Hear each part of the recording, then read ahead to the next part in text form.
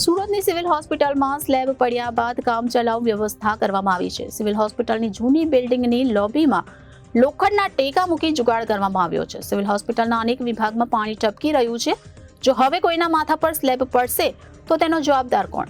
સુરતની નવી civil hospital અવારનવાર વિવાદમાં આવતી હોય છે, ત્યારે વરસાદની સિઝનમાં ફરી સિવિલ હોસ્પિટલની વિવાદ સામે આવ્યો છે, જ્યાં સુરતની નવી સિવિલ હોસ્પિટલમાં કામચલાઉ જુગાડ જોવા મળ્યો. જર્જરિત થયેલી જૂની બિલ્ડિંગમાં ટેકા મૂકવામાં આવ્યા છે, તો સિવિલમાં સ્લેબ પડ્યા બાદ પણ કામચલાઉ વ્યવસ્થા કરવામાં આવી છે.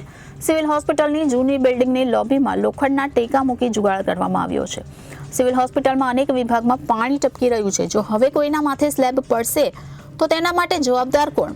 સિવિલ હોસ્પિટલ ખસેડવાની વાતો ચાલી રહ્યું છે. 2 વર્ષથી તેવા નાટક જોવા મળી રહ્યા છે, પરંતુ વરસાદી પાણી ઘૂસી જતા દર્દીઓની લિફ્ટ પણ બંધ થઈ ગઈ છે અને નીચે ફ્લોરિંગમાં સતત પાણી રહેતું હોવાથી કોઈ લપસી શકે તેવી પણ નોબત આવી છે. તો આ સમયે કોઈ મોટી દુર્ઘટના થાય તો તેનો જવાબદાર કોણ, તેવા પણ સવાલ ઉઠી રહ્યા છે. 2 વર્ષથી સ્થિતિની બાબત નથી. 2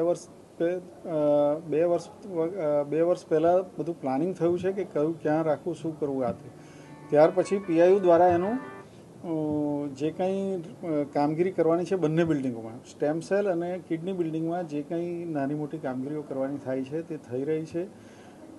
અત્યારે બહુ નજીકના ભવિષ્યમાં ઓપરેશન થિયેટરો મળશે, જેથી સર્જિકલ ડિપાર્ટમેન્ટ શિફ્ટ કરી શકશું.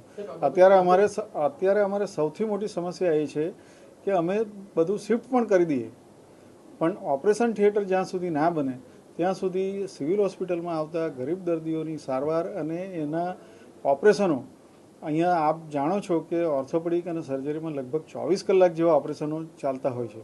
ખૂબ મોટી સંખ્યામાં ગરીબ દર્દીઓની સારવાર થાય છે.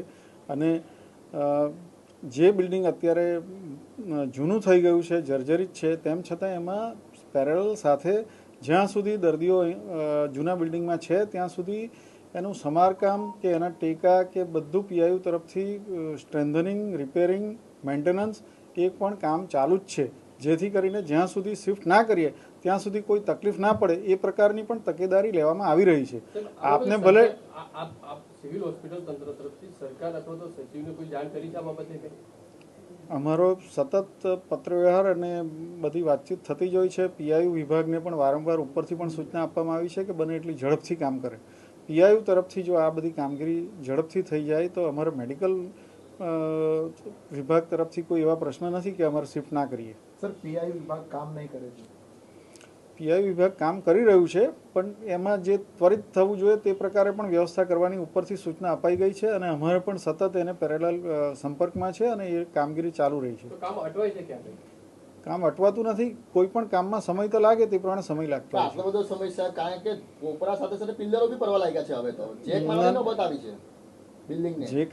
જે કંઈ નાની મોટી વ્યવસ્થાઓ કરવાની જરૂરી હોય તાત્કાલિક ધોરણે એ પીઆઈયુ વિભાગ તરફથી કરવામાં આવી રહી છે. પેશન્ટની સેફટીનો પણ ધ્યાન રાખવામાં આવે છે. જો મેં અગાઉ પણ આપને કીધું તેમ બધું બંધ કરીને ફટાફટ શિફ્ટ કરી દઈએ તો બધા જ પેશન્ટોને અમારે બહાર બીજી હોસ્પિટલમાં અથવા તો ખાનગી હોસ્પિટલમાં સારવાર લેવી પડે એ પરિસ્થિતિ છે. અને બંનેનું બેલેન્સ કરીને આપણે ચાલીએ છીએ કે દર્દીને સારવાર પણ મળી રહે અને સાથે શિફ્ટિંગની પણ પેરેલલ કામગીરી ચાલુ છે. જૂના બિલ્ડિંગની સમારકામની પણ કામગીરી પીઆઈયુ દ્વારા ચાલુ છે. અને તેની સાથે નવા જે બિલ્ડિંગો છે, જેમાં સ્ટેમ સેલ બિલ્ડિંગ અને કિડની બિલ્ડિંગ, પર્ટિક્યુલરલી કિડની બિલ્ડિંગમાં 8 ઓપરેશન, મેં અગાઉ જણાવ્યું તેમ 8 ઓપરેશન થિયેટરો તૈયાર થઈ ગયા છે. બીજા 4 ઓપરેશન થિયેટરો હાલમાં થોડા દિવસમાં તૈયાર થઈ જશે.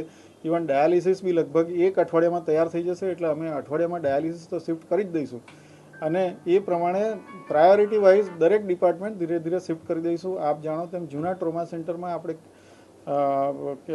ગાયનેક અને સર્જરીની ઓપીડીમાં જે કંઈ ફેરફારો કરવા જરૂરી હતા એ લગભગ સંપૂર્ણ થઈ ગયા છે અને ધીરે ધીરે એ પણ બધું શિફ્ટ કરી દઈશું. કામગીરી ચાલી રહી છે તો ખરેખર ખરેખર ચાલી રહી છે. આપ જોઈ શકો, આપ જે તે જગ્યાએ સાઇટ પર પણ જોઈ શકો કે કામગીરી ચાલુ છે. જીવના જોખમમાંથી હવે આખરે દર્દીઓના જીવના જોખમ ના થાય તેને માટે પણ મેન્ટેનન્સની કામગીરી ચાલુ છે. પણ દર્દીની સારવારને પ્રાયોરિટી આપીને અમે પોતે પણ એ બિલ્ડિંગમાં રહીએ છીએ. મારી ઓફિસ પણ એ જ બિલ્ડિંગમાં છે. એવું નથી કે કોઈના જોખમ. હા, પણ તો અમે દર્દીઓને માટે જ અમે આ રીતે કામ કરીએ છીએ. દર્દીઓ માટે જ્યાં મેન્ટેનન્સનું કામ થાય છે ત્યાંથી જ પાણી ફરી ટપકી રહ્યું છે. પાણી ટપકે છે, પણ પાણી તો હવે ચોમાસામાં આપના ઘરોમાં પણ ટપકતું હોય એવું નથી. પાણી ટપકે ધેટ ડઝન્ટ મીન વર્ષો લગી ના ટપકે સાહેબ. જે કંઈ જરૂરી છે એ કામગીરી બધી થઈ રહી છે અને દર્દીઓની સેફટીને ધ્યાનમાં રાખીને અને દર્દીને સારવાર મળી રહે એ હેતુથી જ આ પ્રમાણે કામગીરી કરવામાં આવે છે. બાકી તો બંધ થઈ જાય ને દર્દીઓને સારવારને મુશ્કેલી પડે. નવી છે એમાં બી પાવર કટ થવાનો પ્રોબ્લેમ છે અને ઓપરેશન થિયેટરમાં અને વેન્ટિલેટર ઉપર દર્દી હોય તો એના કેટલો જીવનો જોખમ? એ 15 મિનિટ માટે 15 કે 20 મિનિટ માટે કંઈક પાવરમાં ફોલ્ટ આવેલો જે આપણા કંટ્રોલની બહાર હતો અને ડીજી સેટ પર તરત સ્વિચ ઓવર કરી દીધેલું એટલે ને ત્યાર પછી એનું કરેક્શન પણ થઈ ગયું છે. હવે 1 મિનિટ માટે બી વેન્ટિલેટર બંધ થાય વેન્ટિલેટર દરેક વેન્ટિલેટરમાં લગભગ 2 કલાકનું એનું પેલું હોય છે, પાવર બેકિંગ હોય છે જેથી કરીને કોઈ દર્દીને કોઈ મુશ્કેલી પડી નથી. સાહેબ અત્યારે જે લીક રાત્રે મારા પર જેવો ફોન આવ્યો તરત જ ઇલેક્ટ્રિક વાળાને ફોન કર્યો, તાત્કાલિક ડીજી સેટ પર શિફ્ટ થઈ ગયું અને કામ ચાલુ થઈ ગયું છે. કોઈ કામ અટવાયું નથી. લિફ્ટ પણ બંધ છે, દર્દીઓ હેરાન પરેશાન ચાલે. લિફ્ટ બંધ છે. લિફ્ટમાં નીચે ભોંય તળિયામાં પાણી આવી ગયું છે, પાણી નીકળશે એટલે તાત્કાલિક, નહીં તો કરંટ લાગવાનો ભય છે એટલા માટે લિફ્ટ બંધ છે. પાણીનો નિકાલ ક્યારે થશે કાયમી? પાણીનો નિકાલ તો અત્યારે વરસાદ છે એટલે થાય છે. સાહેબ સિવિલની હોસ્પિટલમાં ઠેર ઠેર લીપાપોટી કરવામાં આવ્યા છે અને હવે તો જેક મારી દેવામાં આવ્યા છે. શું કહેશો, શું કારણ?